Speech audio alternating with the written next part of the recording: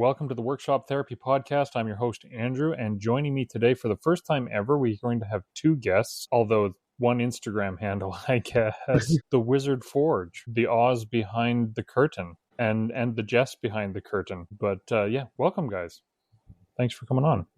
Thanks for having us. I'm the green face. She's the one behind the curtain.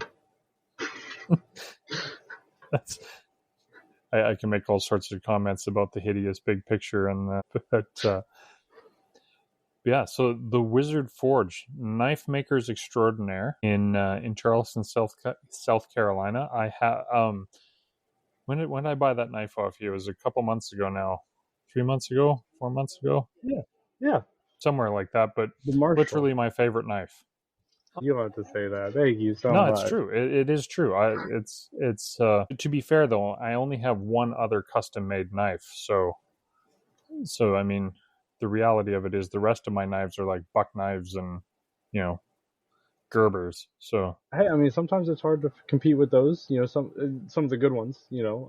Depending on when you got your buck knife and all that. Yeah, I have one good one, and then one of my buck knives is like it's their offshore Chinese stuff. And so when it started to fall apart, I couldn't get parts for it or anything, and they wouldn't honor the warranty because that's a Chinese made knife. Like, whatever. Put it as a different brand then. Don't call it a buck knife. The knife world, like all worlds, is diluted by China's manufacturing. But it is what it is, I suppose. We can all complain. But now you got a good knife. I do. And I bought it specifically because I needed like a bushcrafting type of knife. And I found that the handle is just a little bit too small for that.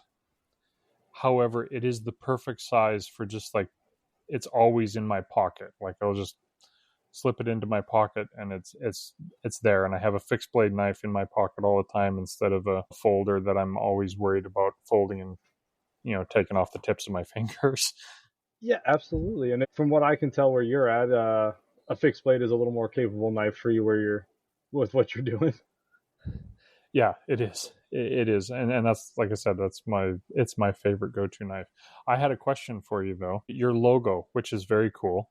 Do you laser etch those, or how do you put those in? She runs all the laser work. So Jessica etches them, and we just had a friend, Doodles by Dairy, draw up a little wizard for us. And there was a previous one. There was a few iterations of it, but we landed on that. And we were borrowing a laser and just finally got to the point where we could, get our own. So now she's a laser operator. She's got 2 different lasers for all sorts of fun stuff. Now, Jess, you make the sheaths as well, right? From you're the Kydex master.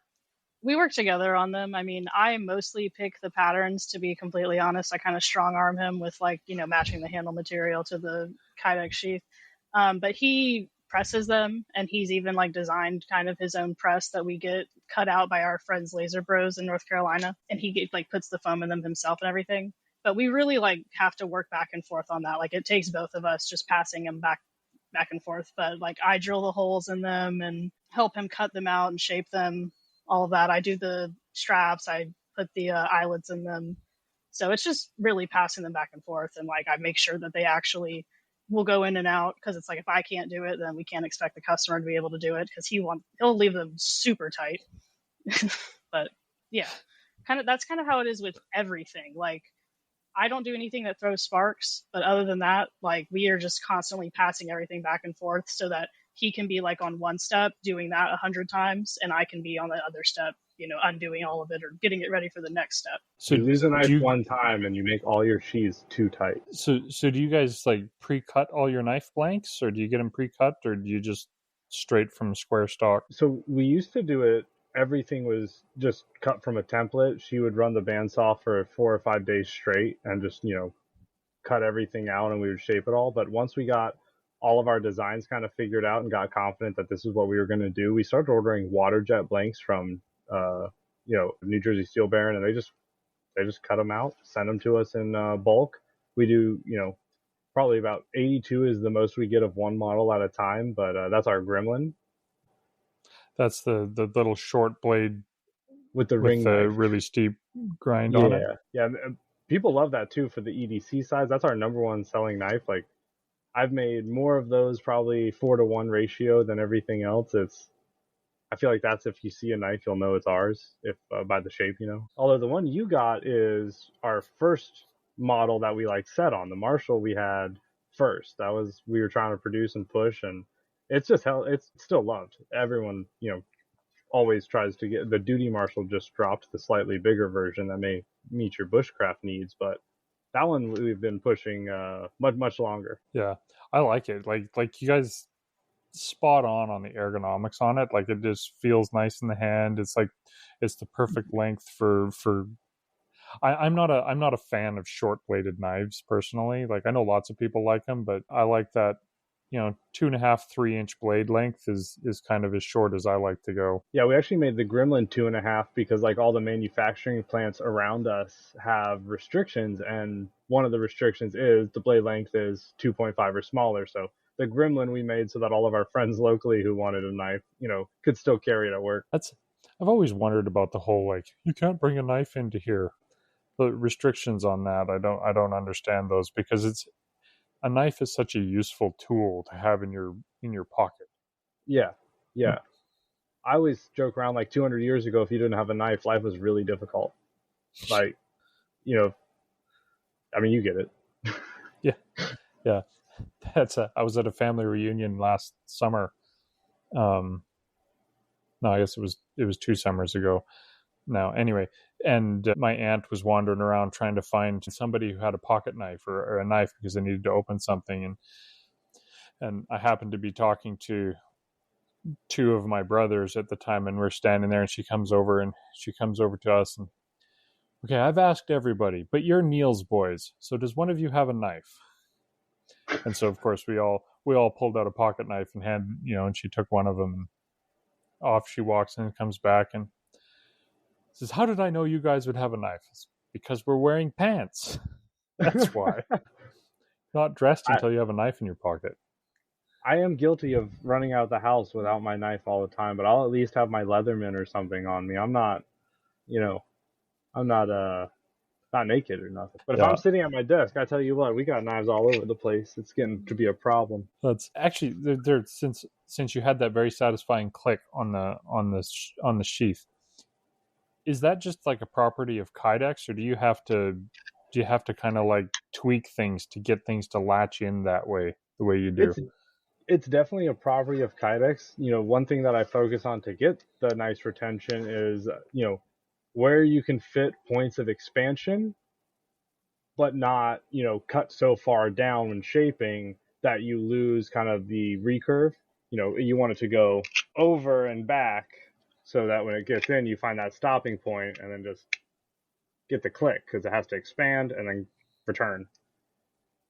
I'm bad with explaining things, so, sorry if that was a bad explanation, but this is actually Alan over at Primitive Bear's knife. He uses our Kydex presses that Jessica mentioned earlier, so he's, this isn't even my knife, but same kind of idea where you just get it just right, just snug, expands a little bit, and then when it returns, clicks right in. Something we started with way before we ever ground steel was Kydex, just because of losing a knife one time and then never letting that happen ever again. So speaking of losing knives, the day after I got yours, I had it on my belt, and I walked off. So I posted a video showing a beaver dam washed out on our creek, right? And so I was walking out back and forth with my wife to kind of film this process of the beaver fixing his dam, and walked back, and when I got into the house and I pulled off my belt, I discovered that the sheath was the only thing on my belt. And so, we're talking like a half a mile, maybe 3/4 of a mile worth of walking in tall grass, in leaves, and through the hayfield type of thing. And I was like, oh, crap, I just lost this knife and it's gone and I have no idea. And so I started walking. It was like, okay, I'll retrace my steps in the hopes that I find it. And I'm walking back, and I get to our gate into the cattle pasture, and I looked down and it is right there. It must have like hooked up or something as I was climbing through the gate and pulled out or something, and I didn't notice. But thankfully it was like 50 yards from the house and I spotted it. That's so good. I did Yeah, the I exact was same thing last time, or this time last year at the range. I had my knife on my belt, and we were shooting in the rain, and muddy South Carolina sandy mud. My knife was Cerakoted tan. We were using it as a screwdriver, must have missed it, and it fell out. And we got home, and my knife was gone. And went out to the range one day, and just after looking and looking and looking, here we are just randomly shooting. Oh, there it is. Everything but the edge tarnished. The edge, where it was shiny, not protected, a little rusty. Hit it on the leather stroke. Good to go. What do you use for steel? We go all over. Not really all over. Not all over at all. We just do 52100 for the most part nowadays for our high carbon, and AEBL for our stainless. 80 CRV2 we do a lot. We have a bunch of it still, so we just make all of our prototypes in the high carbon 80 CRV2. We'll get 52100 cut because I just like working with it a little bit more than the 80 CRV. Cleaner grinds, a little bit smoother on it for me. So I know next to nothing about knife making and steels and stuff. How do you get the finish that you get on that? Because that's one of my favorite aspects about your knives is that gray mottled kind of finish that you get on that. How do you do that? Yeah, we call it just a stone wash. That's actually like her department, so I'll just finish it by grinding it to 180, and then I just sandblast it and then use gloves to take it out, put it in the blackening, because we get like stainless blackening, and then tumble it. Well, actually, after you blacken it, let it dry, tumble it, and then put WD-40 on it. Yep, and that's it. And then we handle it, like put the handles on them. Yeah, so gun bluing, basically. I'm a sucker for like, lots of people like the shiny knives, right? I don't. Yeah. I like something that's like a matte or like what you have, or it makes it harder to use when it's shiny, in my opinion, because like ours looks aged, if you will, when you get it. So it's like, for me, whenever I found Grandpa's knife or my dad's knife or something, I was like, it's already got marks on it, it's already worn out, I'm gonna go put some more on it and use it. And it's like, whenever I was gifted a knife, it was like I'd try to keep it nice as long as possible, never let anyone touch it. So I also I just like the randomness of it, like rather than being like uniform and shiny, it's like it's gonna have a patina, and it's like, I don't know, it's just more like natural, like something that you would find. Yeah, it's so true. And I mean, from a production standpoint, I'm guessing that it's probably easier as well, because you said you take it to 180, right? So you don't have to put a high polish on anything, and it still looks fantastic. Yeah, and it is easier, but it's easier the way everything is easier. If another maker hands Jessica a knife they've blackened, she emphasized use gloves when she described her process. We can find your fingerprints on your knife almost every time, because people they're doing similar processes or whatnot, but it doesn't matter. It doesn't matter, but it's like you'll be able to tell these little details, and there will be little mistakes if you have a bad tumbling water. Sometimes we put a little baking soda in our solution for our tumbler, so that no flash rust. In South Carolina at 83% humidity, when we do our high carbon, we have to put baking soda in all of our water to prevent it, and it's pretty nuts. But that's kind of why we went to stainless most recently with everything. Well, that makes sense. Yeah, it is definitely more consistent and easy compared to what we were doing. Less, I guess. By easy, I guess I meant less handwork. I guess probably is more of a. I prefer the look personally. I think your knives look fantastic. Thank you so much. Anyway, so we were talking in the pre-show about your massive recent shop expansions, because you're wildly successful and all that jazz, right? Rolling in money. We look like Scrooge McDuck every night. Do you have a stack of crinkled fees in the bathroom instead of toilet paper sort of situation? Yes, exactly, yeah. Pass me that 100 for lighting the fire, dear. Yeah, we got into knives because it was the fastest way to become a millionaire. And it's worked out so far. We have 2 sheds. Yeah, you're very successful because you have 2 sheds and bikes. And bikes, yes. So now in the pre-show we were talking about how you got into knife making, and you said you both lost your jobs, like laid off during COVID. You start. Well, it kind of started as a hobby because, so we lived in Seattle during COVID, and we decided we needed to move back home because my grandfather was dying, and both of our sets of parents were like, "You should just come home." So we moved back in with his parents. Before that, we had always been into camping and stuff, and he had a lot of very nice knives like SE and Benchmade and stuff like that. And he would end up getting handmade handles for them or handmade sheaths, and they just weren't really what he expected for the amount of money that he was putting into it. So we got into making Kydex holsters ourselves for his knives as a hobby. And at the time I was still working in logistics. He worked at the bike shop. I was working from home. So when we moved back, I was able to keep that job, and he just transferred back to the Trek here. And then maybe a year and a half into living with his parents during COVID still, my job ended. It was a small company of me, my boss, and 3 other people. My boss decided that he didn't want to run that company anymore. 3 days later, it was gone. So I just started posting our knives every single day. I actually started working with him for a little bit at the bike shop, and it just did not work out. There was a lot of retail drama, and we were making the knives. We were going to markets, and a lot of people around us were just like, "You should do this. We have faith in you. We believe in you."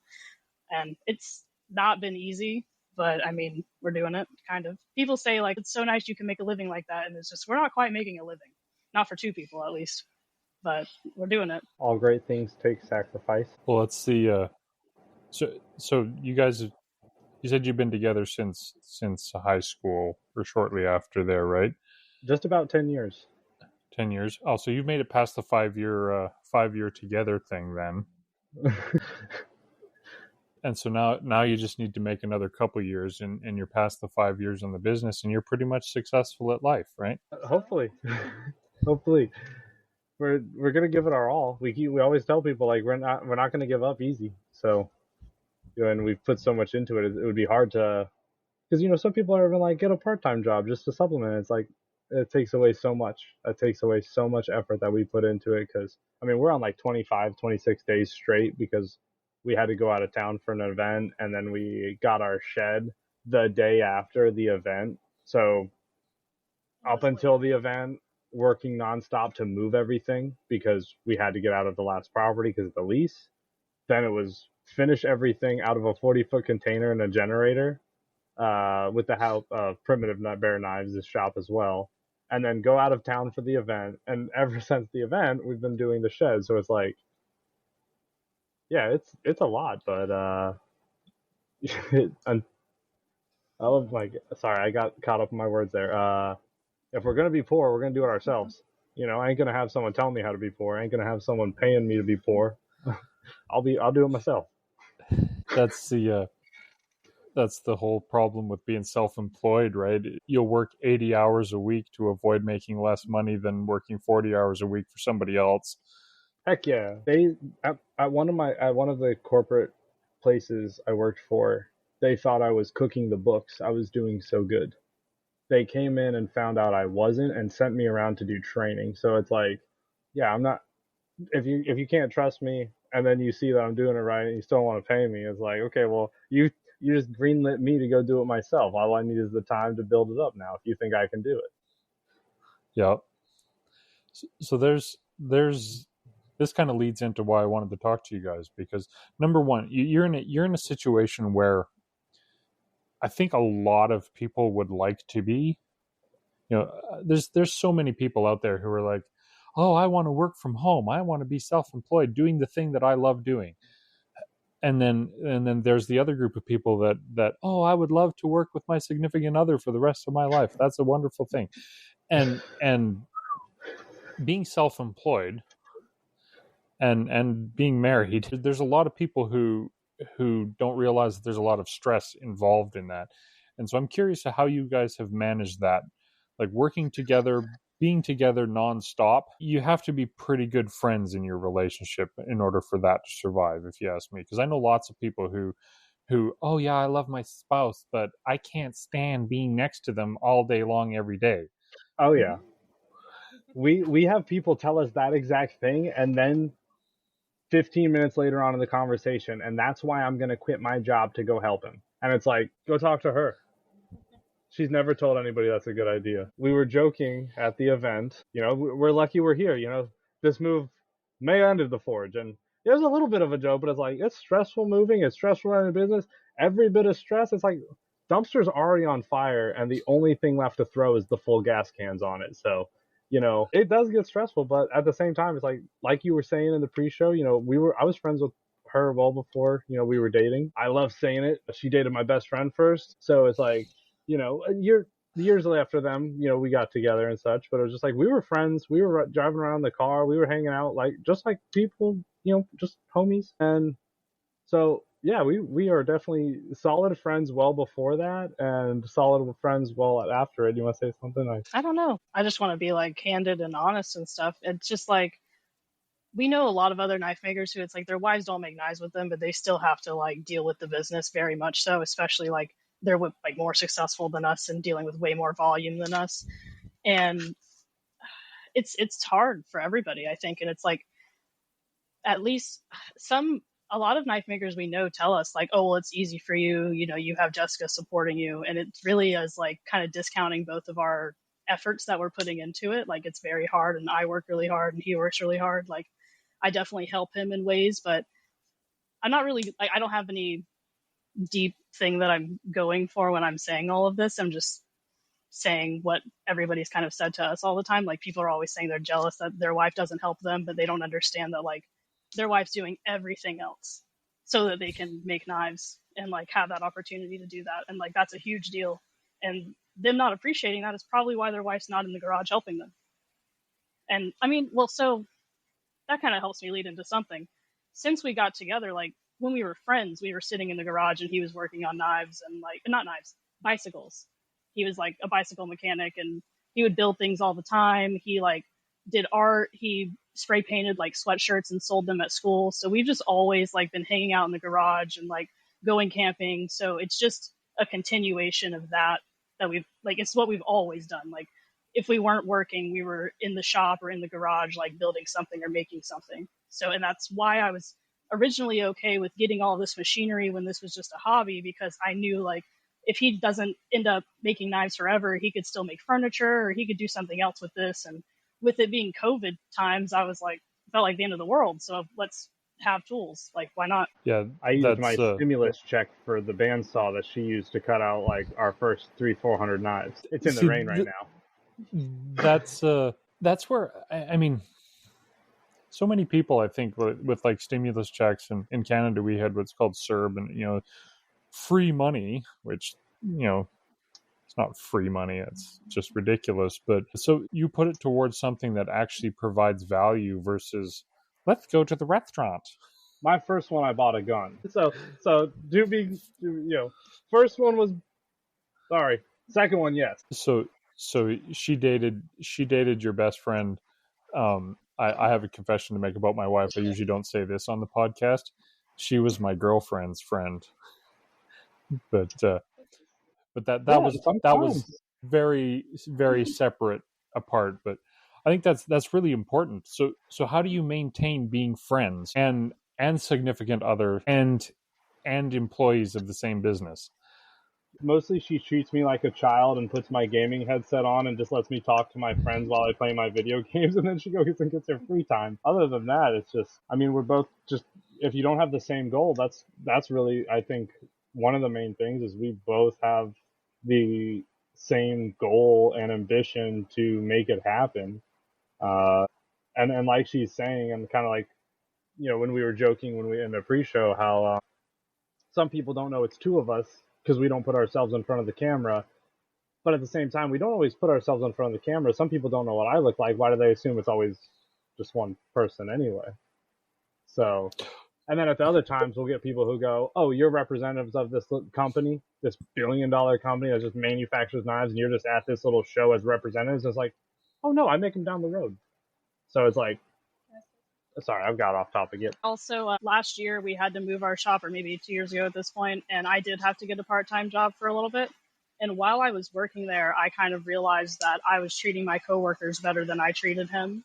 And that really like just changed my view. I'm like, I need to be nice to him. Like, we're both very business minded and we want what's best for the business. And that is what's best for the business, is for us to be like in a good place. That's a really good point, actually, because we always have that tendency to be nicer to people who are just complete strangers than the people who we know best. And I think that's because with autism, people with autism, they have this, what's called masking.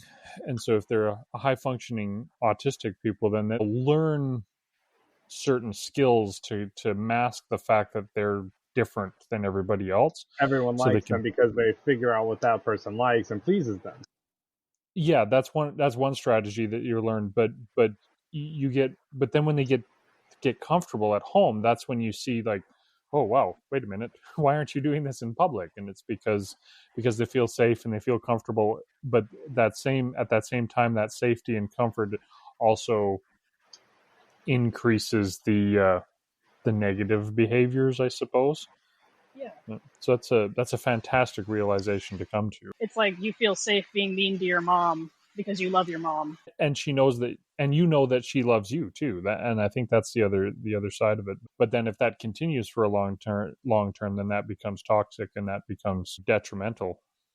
And you'd still be the one shed Oz instead of the two shed Oz's. I'd be no shed Oz. I'd have no sheds.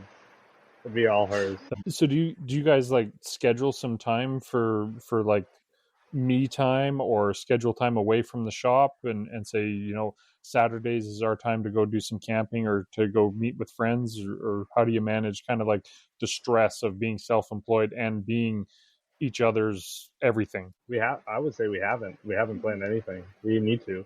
One of my good friends tells me I need to all the time, but well, just recently with the move, like we've been having to kind of push it to the side. We were doing like Saturdays and Sundays rest a little bit for a while, but now it's just kind of like when we have like a really rough few days, I'm like, we need to just take this day off, like right now. So we have to play it by ear for right now because we can't really control the situation. Because right now our production is at like, not a standstill, but it is maximum effort to get very little output right now. We're still off of a generator. I don't have the shed hooked up to the new shed hooked up to the generator either. So just doing what we can constantly. And taking time out of your busy schedule to record podcasts. I mean, that's why while planning this, it was, very easy with you because we were just both playing it by ear a little bit. And that was awesome because, we can sit down whenever you want. Just, we got to remember. That's our biggest thing. I think that's something that people don't, that's the dream of being self-employed, right? Is like, oh, I can sit down and take this time whenever I want to take this time. But then that's from the perspective of the employee, not from the perspective of the business owner. Yeah, like exactly. The employee looks at the self-employed person and goes, oh, look, they're at their kid's baseball game. It must be nice to take time off whenever you want. But you don't realize that 28 hours a day in the back of that self-employed head is like, okay, I got to do this next. I got to get the generator hooked up. I got to get the stuff moved over. I got to get that shipped. I've got to get, it's the constant background noise. My favorite thing is when my phone dies. When I'm not paying attention and it just dies, because then I'll get a lot of me time. But even when I'm hanging out with friends, I'll be like checking the Instagram to make sure that everyone gets a response. And like with the moves lately and whatnot, I haven't been able to respond to people. And that's been like, when you made the motion of like what's in the back of my head, it's like all those unopened messages. So it's like, yeah, I definitely, it's as the business owner, it's just constant. And it's fun with us too, because we'll be like, hey, did you message that person? And it's like, we both read it and we both read it and we both discussed it, but we both forgot to respond. And it gets a little goofy sometimes. Yeah. And I would imagine actually there's a different dynamic too for you guys, because, I've been self-employed for a long time, but I've always been the boss, right? Like the decision is my decision. how do you guys handle that dynamic of it's not just your decision or just your decision, or do you separate out roles like your marketing, I'm ordering? I feel like we kind of just like go in order. Like I was kind of saying about the sheaths, like I'll kind of like strong arm him about like this print needs to go with this handle. Like sometimes he'll just be like, no, like we're doing this, we'll do that next time. And that's kind of honestly just how we do it. Like with the fanny packs, choosing the prints and stuff, like sometimes he's just like, no, that's not happening. Or I'm like, I don't want to do that. Nobody's going to want that, you know. Or we'll like ask a couple of friends who also run small businesses, like what they think, or would you pay this much for this, whatever. But that is definitely like, to me, that's one of the hardest parts of like running the small business. Is just that we're two different people and we both have to like unanimously agree on whatever the thing is. Cause like with us being so small, it's a big investment to do really anything. And I would say it's not just the compromise of like when we just tell each other like we're doing this, I really like this, like not just that compromise, but it's also just like you hear how we talk. I'm excited, I'm very energetic, and she is very analytic. So I feel like naturally it's just bouncing ideas, energy, logic, just telling her every bit of information I know about the situation that we're going into, why I'm doing these grinds, giving her everything. That I'm a yapper and I have no coworkers. So she knows all of my thoughts.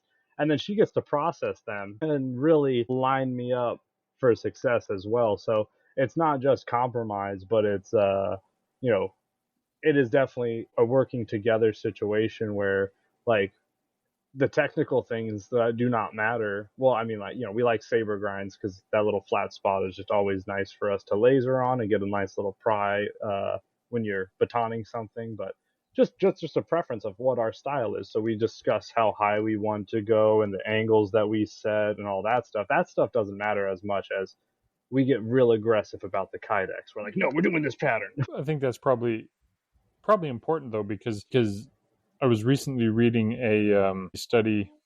Oh, sorry, my daughter just showed up here. What? Yes, you can go pee. The important questions. Yeah, important questions for 3-year-olds, right? Like, what am I going to say? No, you have to go in your pants. Sorry. Anyway, what was I saying? I don't know if I'll leave this in or not. Maybe it's funny. Oh, so I was recently reading a study about relationships. So my current class is marital or couples counseling and stuff, right? Anyway, so I was reading a study about how if you can look at like certain ways of interaction where say the husband or the wife will completely suppress all of their own needs for the good of the other person, right? Or you can have the opposite of my needs are the most important in this relationship and you have to suppress yours, right? And both of those are like the second one is obviously a dysfunctional relationship. But even when the one person is completely willingly suppressing all of their things for the other person, that can on the outside look like a oh, your relationship is so good. That's actually a very dysfunctional relationship as well. A good relationship is focusing on the combined, on the us, not the me either way, or the you, right? And so like the way you guys are doing your business then, where there's the occasional like, I'm going to strong arm this into this because this is what I want to do, but then at the same time allowing the other to, okay, well, you're going to strong arm me into this today because this is what you want to do. And it ultimately focuses on the good of your business, right? Like you're both, it's because you have the same goal moving forward. And so it's that back and forth. It sounds like you guys are doing, We appreciate that. That's really, that's nice. There's definitely a lot of, I think people project that relationship onto us where they think Jessica suppresses all of her needs for us. And I'm not saying that she doesn't suppress some of her needs. I'm sure she does with, in some ways, but it's like people don't think she likes knives. People don't think, and it's like all the cool knife makers I followed on Instagram and got excited about, she showed me. Like, sorry guys, I didn't know any of you, but she introduced me to all of you. She found all of your pages. She is the one interested in the art form itself more so. I want to make a functional knife. If you see a pretty knife that we make, I had very little, only opinions, and maybe the occasional like working on it to help her glue it up and such. Like other than that, it's like. So I definitely appreciate you saying all that. Yeah, it's kind of funny because a lot of knife makers will tell us like, oh, I can tell which ones Oz made and which ones you made, and it's like that doesn't work like that. We both made all of them, like every single one, pretty much. Although if she strong arms me, and then we go to a market, every single time I get like my face shoved in it because that's what sells the most. It's always her. Like it's just, and then the occasional I'll be like this. I'm making this one and it'll sell and it'll just be the biggest high. I ride that excitement so long because I never pick the one that sells the fastest. That's the typical male thing though, right? Is like I had this conversation with my wife the other day where we were talking about how frustrating it is for her that we have these, she does the dishes every day. This isn't actually the case, but she, using this example, she does the dishes every day, and then I do the dishes today, and so it's yay, big hero me, right? Yeah. Rewarded for the minimal effort.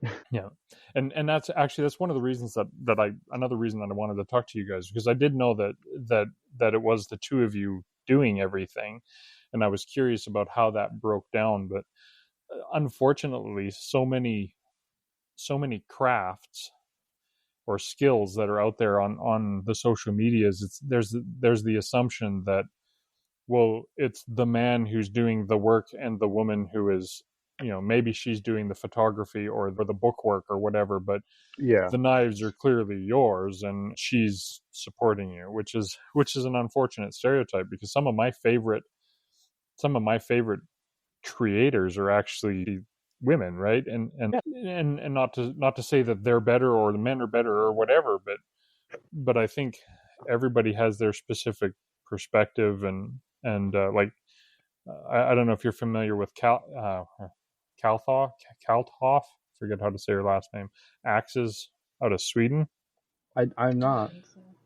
She or I think she's Denmark, maybe somewhere European, but she makes these beautiful like carving hatchets, and that's my next aspirational purchase. I doubt I can't justify $300 or $400 for an axe yet, but we'll see. I totally understand that, but yeah, I definitely think the ladies definitely have a harder time out there, because even if they are successful, even if they are proving they're doing all the work, then it's just because they have boobs. The guy's still not going to give them credit. It's like, oh, she only has followers and success because boobs, and it's like, man, some people just won't be satisfied. But at the same time, it's like some people can, appreciate it regardless, and those are the people we're looking for. Like those are our long-term friends who actually, like, our best customers are 100% aware that Jessica is writing the note to them. You don't want to see my handwriting. So how did you guys decide to start selling fanny packs on a completely different note? So actually, kind of like with what you were saying about the Marshall not being a great bushcraft knife because you want a little more handle on it, that's the EDC Marshall. And then there's the duty Marshall. So, each knife of ours has an EDC size, and then we'll go up and have a few other sizes. So that's our main goal, is the EDC. And we got away from it a lot. The tactical community swept us up, and the bushcraft community does occasionally get the bigger duty size as well.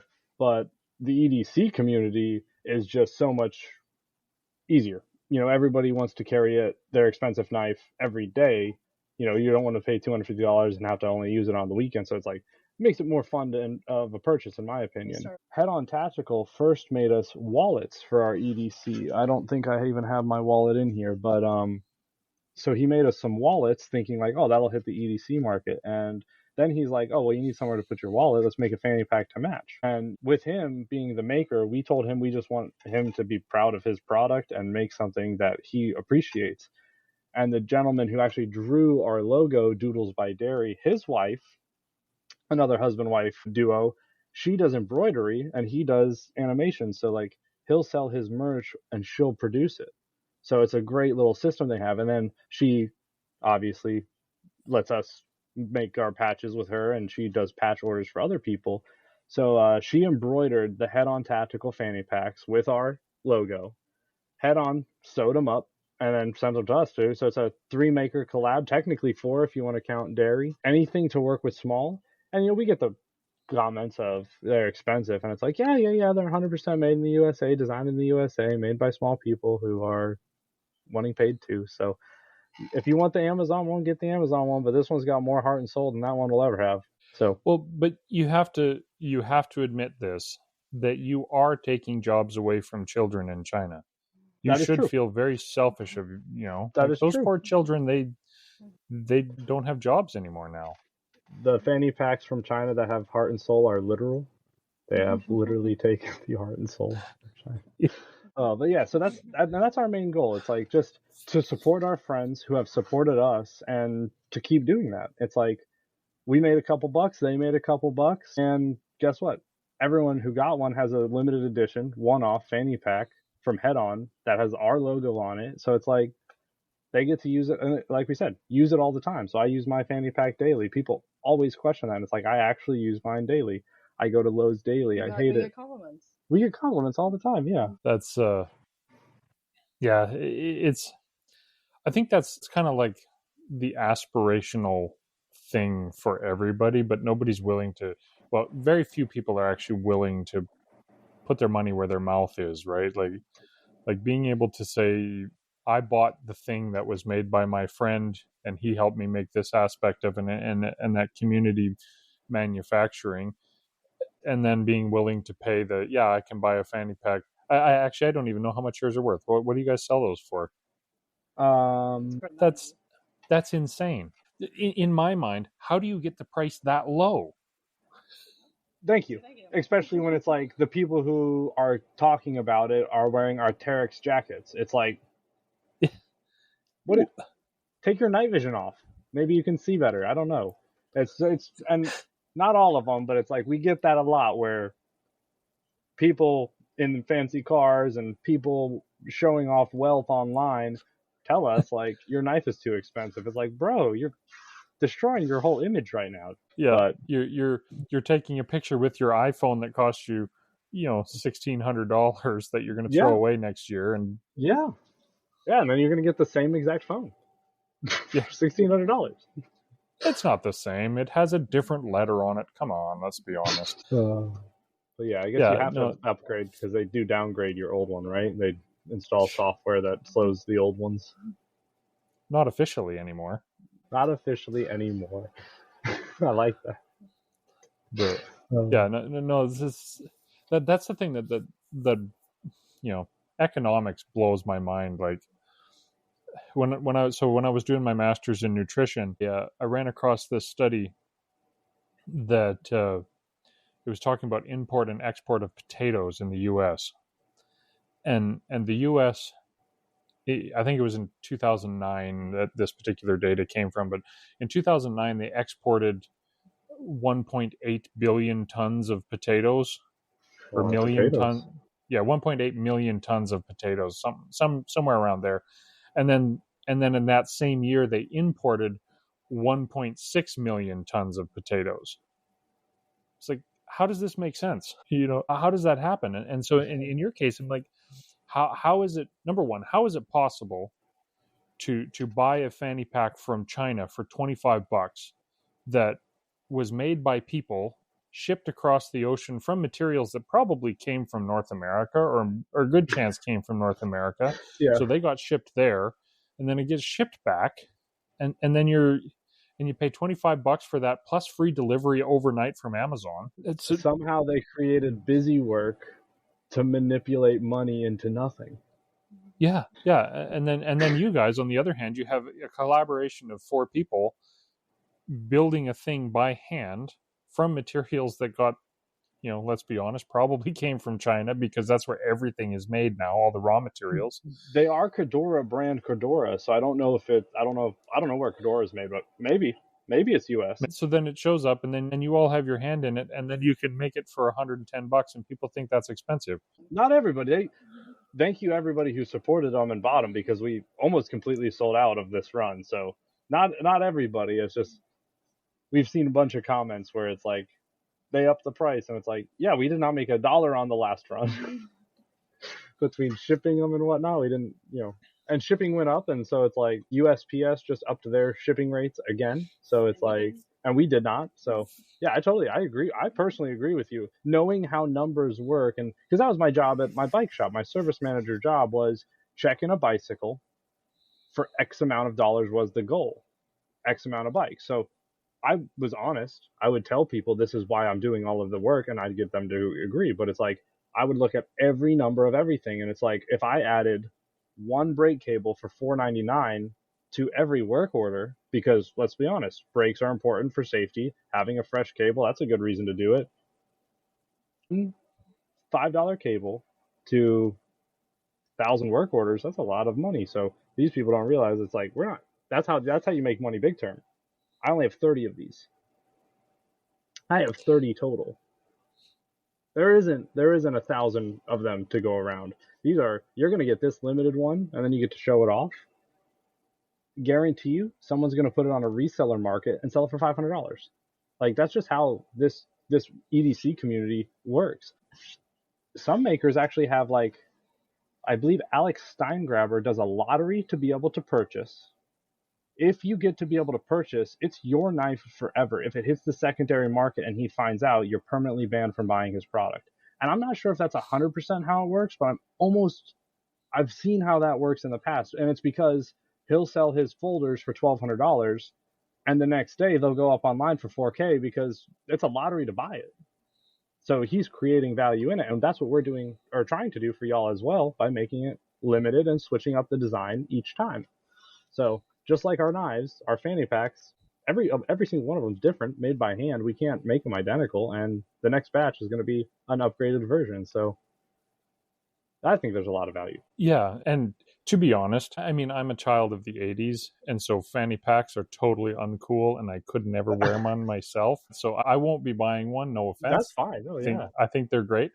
But yeah, I mean, I see them making this return in the world, and it's, but there's so many things like that. I wonder how many things that people, if you're thinking about it and you're going, okay, this is our limited run of stuff, how many of those things can be turned into, oh, that's cool, that's collectible, I'm going to keep that, and then turn yourselves into that ability to say, hey, everybody, we're sending out a drop of surprise goods, and they're all pre-sold before you even launch it. That's an awesome place to be. Yeah, I think the only way that the small maker can get a footing these days, if you're not cool, quote unquote, I'm not cool, to be full apparent. She's the cool one. I'm not. If it's not cool and desirable, it's not selling. You need more than just function. You need more than just. And one of the things that we do is the Wizard Forge. It's not Oz's knives. It's not, an Anvil logo. Sorry, everybody with the Anvil logo, but it's like we tried to do something that would set us out, and it's like our tagline is magical and tactical. It just gives us free reign to create whatever we want to entice people to get stoked on it. And it's just, that's what we're about. We're about having fun and being stoked, buying something from our friends that makes us excited. And I get to explain everything I just explained to you, because I'm always asking these questions of like, oh, how'd you get all this stuff? Because it's like, got friends' knives all over that, like, that doesn't look like my knife. So of course I'm like interested in him doing purple carbon fiber for me with gold pins and this weird, it's like, you get so many cool stories from so many people. That was Maze Blades, by the way. He does all like Harbor Freight grinders, so he does great work and doesn't need all the fancy stuff, just saying. And then like we also do, these are 20 round purple PMags. They don't make dyeable 20 rounds anymore, so we did limited run of those just for fun. I was going to keep them all myself, but I was like, no, let's just do something fun and get people excited. Those also sold out faster than my knives, and it was like, we don't even sell that stuff. We just were doing stuff for fun. So we're trying to keep it excitable without just the knives, because the knives pays all the bills. How can we get everyone else excited about it though? Yeah. Well, I mean, from an outside perspective, and you said yourself earlier that when you get to the knife show type of things, people ask you if you're the front of $1 billion company. Yeah. From the outside, from a social media standpoint, it looks like you guys are doing fantastic. So, thanks. Good job. And it looks like you're moving in the direction that you want to move. Let's to wrap it up here. Is your end goal to be like the jet setting booze hounds on the beach while your employees back home produce all the knives, or are you guys set on doing this the way you're doing it for the rest of your lives until you die at 50 because you've been working so hard? You want to go first? Yeah, you go first. I mean, we might have a different answer, but for me, I just want to have like a sustainable career that I can do for a long time. Like, I don't mind working, and I like working from home. I like what we're doing. I mean, it would be fun maybe for us to be able to like travel and sell more maybe, but that's about as far out as I'd want to go. Like, not trying to like not be a part of the business or anything like that, but I think I just want a sustainable career, because every job I've ever had, like, I always end up feeling like I have to leave because of management or like just stupid retail drama or whatever. And it's never my choice. Like, I'm always like clawing at my job or whatever. So I like to work. I just want to have it last. At my last job, I think I was only sick when I was in the hospital or could not wake up. So it's like when my dudes were needing me as the manager to assist in their jobs, service manager did his job of making sure everybody in the service center was taken care of. So even if we get 8 employees and get that dream set up of not having to work, I'm going to be there supporting my team, because it's like, that's not who we are. That's not, I made the joke, this is the fastest way to become a millionaire, because, that's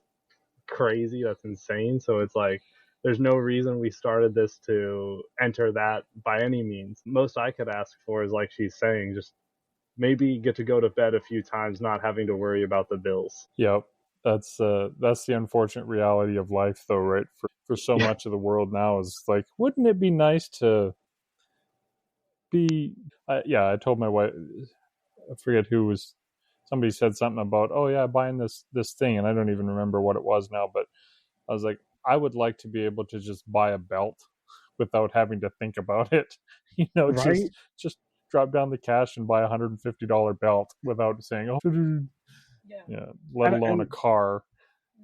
And just to touch a little bit back on like the our stuff being expensive, our stuff is expensive because it needs to be, not because we want it to be. We would love to make a cheaper model because people come up to us all the time honestly expressing desire to purchase it and not able to, and we tell them, like, we're sorry, we don't, it's not an impulse purchase, this is a lifetime thing that you could have, and we want to make them more affordable, but it's, we explain the value, and we're not always so, you got us on a podcast in our candid times, we're not always like, oh, if you think it's not too much, you're poor. It's like, we are obviously poor, we obviously don't care about your social status. If you're a kind person, that's how you get the kindness from us. Bank account does not equal kindness. So, Yep. It's not we think that or we want to be that. It's literally just you need to see the value in things, and that Chinese bag has no value, and this will have a value versus and same with our business. It's like, we just want to create something that has the value to give on to others, as well, because that would be what employment would be for the Wizard Forge. It would be a continuation of, we want you to be in the same situation. We're not $7.25 in here, no minimum wage or nothing like that. But that's really just the goal, is to never give up and never kick back, but a couple nights, maybe a couple. Once a week, it'd be nice to be able to kick back and go to a restaurant. Yeah, exactly. Something fancy like the Olive Garden. Step up from the Wendy's dumpster or whatever. We had Wendy's last night, just saying. Ooh, fancy. To kind of wrap up with your value thing, though, is I think way too many people confuse value with cheap, right? Yes. And like, I read a book a long time ago. Is one of my favorite authors is a guy called Terry Pratchett. I don't know if you've ever heard of him or not. So.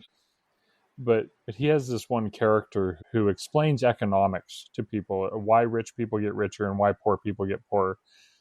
And he's talking about boots, right? And he says, so if you can afford to spend $50 on a pair of boots, and that's all you can spend. So you buy these $50 boots, whereas the person who has no worries about budget, they can buy the $300 boots or the $150 boots, and those $150 boots will last for 10 years.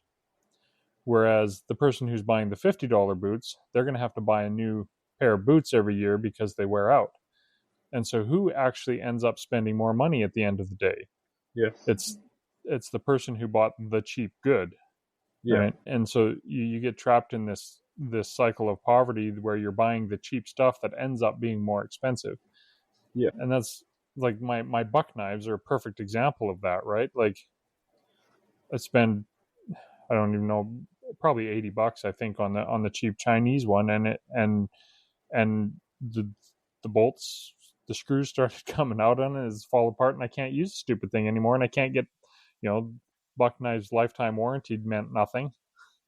Yeah. And so it's like, I'd rather buy a knife from you that I know is gonna hold up, and I would assume that if it falls apart for some reason, I can call you and harass you, and you'll at the very least apologize and not say, well, sorry, that limited lifetime warranty doesn't apply to that knife. We always joke around that it's my lifetime warranty. As long as I'm around, I got you covered. Yeah, so why don't you shout out your socials and all that type of stuff, so then and where people can buy your fantastic knives. All right, you can follow us at the Wizard Forge. It's the Wizard Forge on Instagram. You have to type in the, and it's also thewizardforge.com. I think that's it. Facebook, it's also the Wizard Forge. We just cross post to Facebook, so if you message us on Facebook, you should email us instead. Yeah, just thewizardforge@gmail.com too for that. And also, you can find our knives on palmettostatearmories.com. Just saying, just shouting out to that. They ordered a bunch of the Gremlins. They have a limited edition Gremlin on there, and they've paid 4 options. Our knives are a little, like we discussed, they're premium price, but they're worth it. So, yeah. Well, there we go. So let's head on over to the after show, and we'll wrap up. And I'm sure you'll get at least one follower from this, and hopefully you sell a whole bunch of knives. That's the goal. Now, in honor of the recent American election.